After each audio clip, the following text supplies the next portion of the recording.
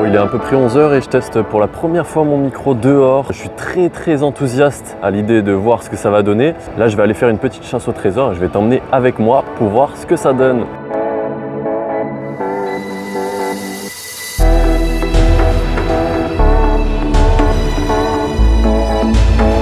Ça y est, je viens d'arriver au deuxième QR code avec la musique de l'église en fond, c'est magnifique. Donc je vais faire les 8 autres, le premier étant le casino hein, bien sûr, et puis on se retrouve directement à la fin.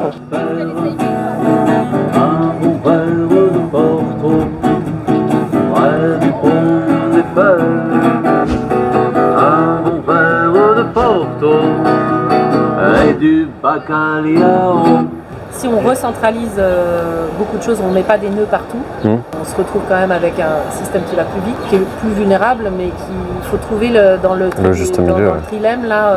Est-ce qu'on veut plus la sécurité? Est-ce qu'on veut l'efficacité? Est-ce qu'on veut... Jusqu'à quel point on pousse la décentralisation pour que un système fonctionne? Bon, la première impression que j'ai, elle est super positive pour le moment, c'est que en fait tout le monde est content d'être là, parce qu'en fait on est au bord de mer, l'endroit est vraiment paradisiaque. J'adore Biarritz, c'est vraiment une super belle ville. Super touristique, c'est pour ça que j'y vais pas souvent parce qu'il y a beaucoup trop de monde. Et en plus, voilà, tout le monde est réuni autour d'un même sujet, le Bitcoin, que ce soit les grands-parents, les parents, les enfants, tout le monde est amené au même point, tout le monde fait un petit peu le même parcours. Merci la moto. Bon là j'ai quitté un petit peu les bords de mer pour continuer la chasse au trésor. J'ai l'impression d'être tout seul, j'ai l'impression de m'être perdu parce que je suis une chiasse en orientation. Le casino il ouvre à 14h, donc là ce que je vais faire c'est que je vais aller manger au bord de la mer. Magnifique, génial.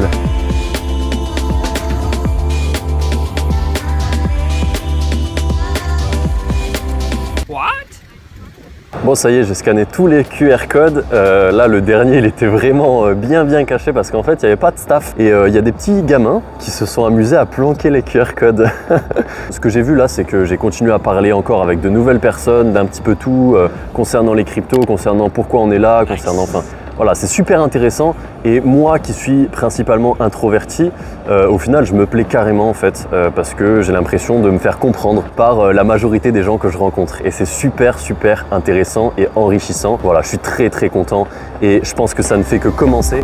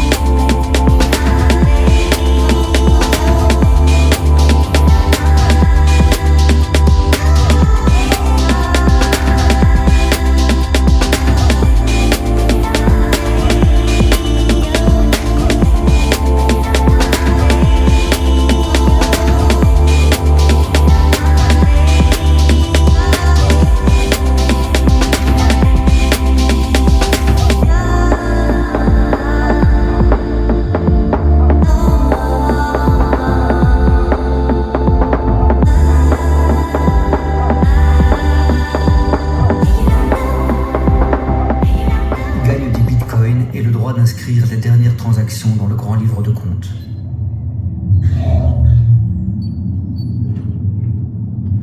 Finalement, si Satoshi avait été démasqué ou s'il avait dévoilé son identité dès le début, que se serait-il passé pour Bitcoin aujourd'hui? Alors moi, le premier truc qui me vient à l'esprit quand tu dis ça, c'est que je me dis finalement l'anonymat de Satoshi aujourd'hui, c'est je pense ce qui démarque Bitcoin de la quasi-totalité, voire la totalité des autres protocoles, des autres crypto-monnaies. Et le fait que le créateur de Bitcoin soit toujours inconnu à ce jour, c'est ce qui fait aussi l'unicité de Bitcoin. Et donc si on connaissait Satoshi Nakamoto, je pense que la concurrence avec d'autres protocoles, d'autres crypto-monnaies serait peut-être un peu plus rude. Après, c'est pas la seule chose qui fait de Bitcoin ce qu'il est, mais je pense que ça joue et donc ça enlèverait un argument de poids à Bitcoin par rapport à Ethereum ou d'autres. En fait, on a vraiment envie que nos utilisateurs n'aient pas besoin de nous faire confiance. Vous pouvez nous faire confiance, c'est pas ça que je dis. Néanmoins, on veut faire en sorte de se mettre dans des conditions où les utilisateurs n'ont pas besoin de nous faire confiance. Donc pour ça, on avait commencé à développer une feature qui consiste à pouvoir faire tourner son propre nœud, le full node à l'intérieur de Ledger Live. C'est une feature qui a eu un petit peu de succès, mais qui reste un petit peu niche. Donc on continue à investir là-dedans, histoire de faire en sorte que ce soit encore plus simple pour les utilisateurs de pouvoir utiliser leur propre nœud. Et il y a une autre feature sur laquelle on travaille aujourd'hui et qui va aussi dans ce sens davantage de décentralisation et de rendre les utilisateurs encore plus résistants à la censure. C'est l'intégration de Tor à l'intérieur de Ledger Live, histoire que même lorsque vous vous connectez à nos services à travers Ledger Live, votre connexion passe à travers Tor. Donc Tor, c'est un réseau décentralisé qui permet d'anonymiser vos connexions sur Internet. Ce qui fait que même si on voulait vous traquer, on voulait traquer vos adresses IP, ben on ne sera même pas capable de le faire. Voilà, c'est une autre feature sur laquelle on travaille.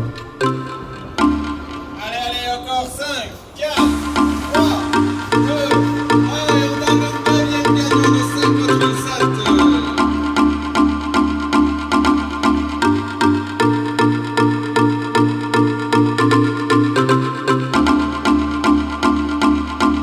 Bon bah ça y est, voilà, première journée terminée. Il s'est passé des trucs de fou aujourd'hui, même si en vrai il n'y avait rien de fou au programme. Déjà la première chose, c'est qu'il y a eu une intervention de deux spécialistes, une dans la blockchain, je me rappelle plus leur nom, il y en avait un qui avait un nom un petit peu russe, on a pu débattre un petit peu. Et puis moi j'ai posé une question aussi. Cette question, bon, j'ai galéré parce que c'était la première fois que je parlais dans un micro. Bonjour, est-ce que vous pensez que Bitcoin a les réelles capacités de remplacer une monnaie mondialement, qu'on l'utilise mondialement? Alors, remplacer une monnaie mondialement, ça voudrait dire remplacer plusieurs monnaies a priori, ou au moins remplacer le dollar, donc c'est assez ambitieux. Mais pour moi, Bitcoin a toutes les capacités pour devenir effectivement une monnaie de référence dans le commerce international, et donc potentiellement de remplacer au moins certains usages monétaires mondiaux. Donc par exemple, remplacer certains usages du dollar ou de l'euro ou des grandes monnaies utilisées pour le commerce international. Et clairement, je suis pas du tout à l'aise, hein, même devant les gens, etc. C'est quelque chose qu'il va falloir que je travaille, parce que je suis assez timide, je te l'ai déjà dit. Mais j'en perds mes mots parce que je suis vraiment ému en fait de ce que j'ai vécu. C'était vraiment un truc de fou. Le peu de choses en fait que je pourrais dire de cette journée, si je devais garder on va dire quelques mots, ce serait la bienveillance et la collaboration entre tous les membres du Surfing Bitcoin. Et si tu regardes cette vidéo, que tu t'intéresses aux crypto-monnaies seul dans ton coin, je te conseille vraiment de te rendre dans ce genre d'événement parce que pour moi personnellement, même si c'est que le premier jour et demain je vais te montrer encore autre chose, enfin ce sera la suite de la vidéo pour toi, c'est vraiment une révélation. Et si je devais te résumer la journée en une seule chose que j'ai compris, réellement ce serait que le Bitcoin et les crypto-monnaies sont bel et bien en train de changer le monde. J'espère que la vidéo t'a plu jusque-là. Je te recommande vraiment de rester jusqu'à la fin parce que demain, on va voir des trucs de fou. Donc je te dis à tout de suite pour toi dans la vidéo. On est dans un bull run,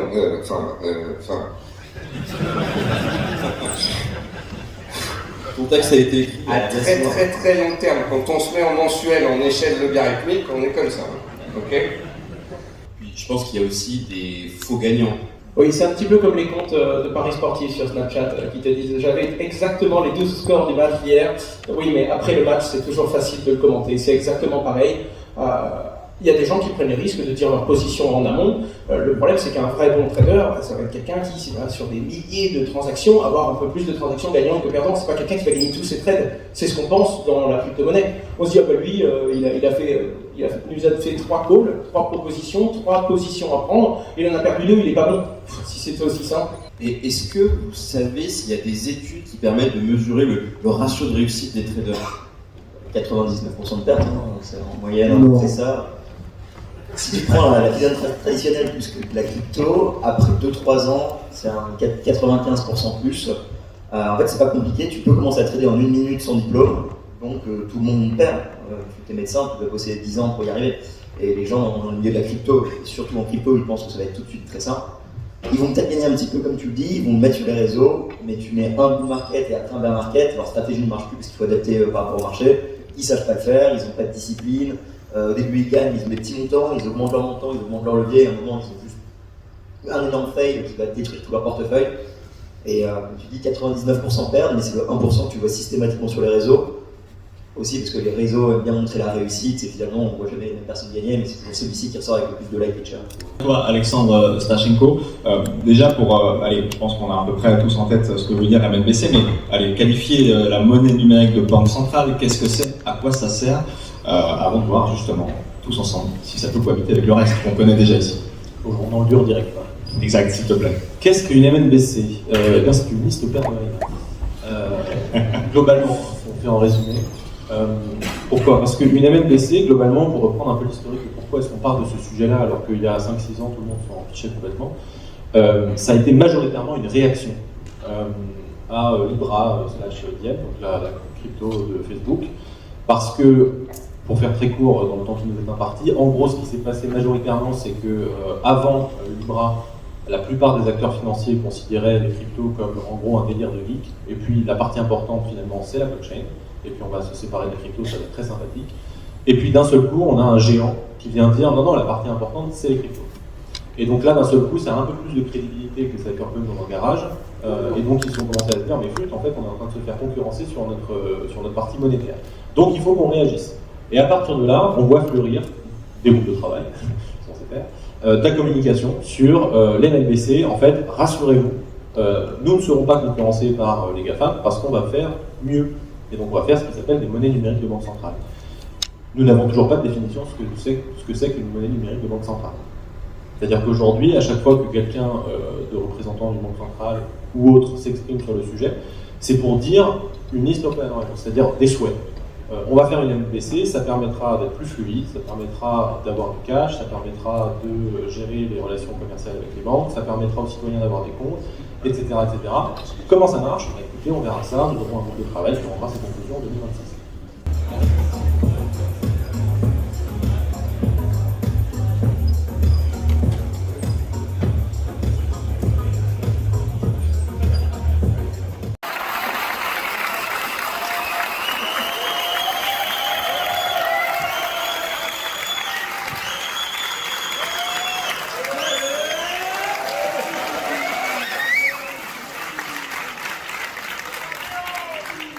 Ce qui me paraît inévitable, c'est la ruine des épargnants, la ruine des classes moyennes.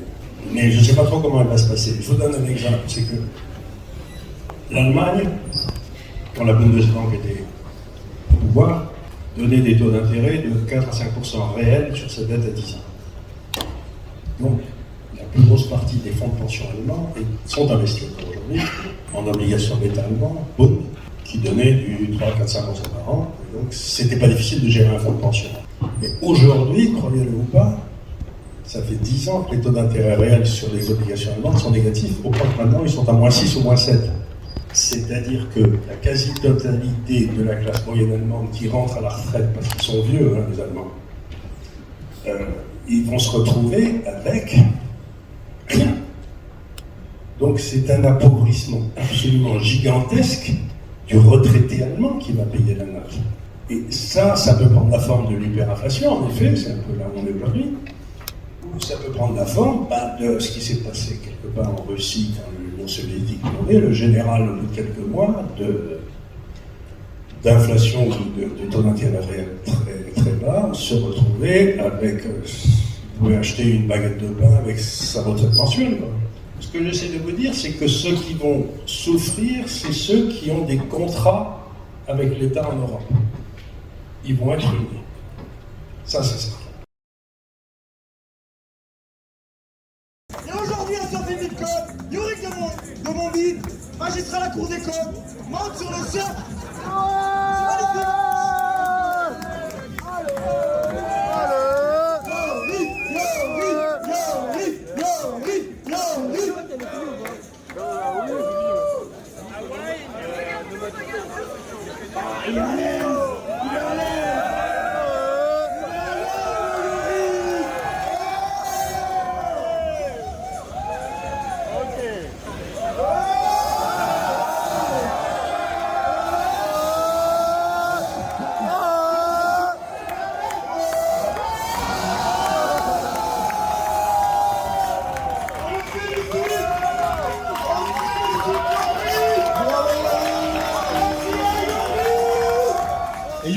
président en 2027. Voilà, j'ai fait le surf mécanique, ça s'est super bien passé, franchement c'était une ambiance de fou furieux, c'était super amusant. Voilà, j'ai terminé deuxième après un rugbyman, parce que je me suis battu avec lui sur la planche, donc c'était celui qui devait rester le plus longtemps sur la planche. Et puis comme on n'avait pas du tout le même gabarit, bon, même si je me cherche pas des excuses, hein, j'aurais pu le battre, même les règles, etc. Tout le monde avait un petit peu trop bu, je pense. Moi, je suis arrivé à 22h, mais dans l'ensemble, c'était vraiment une très bonne expérience.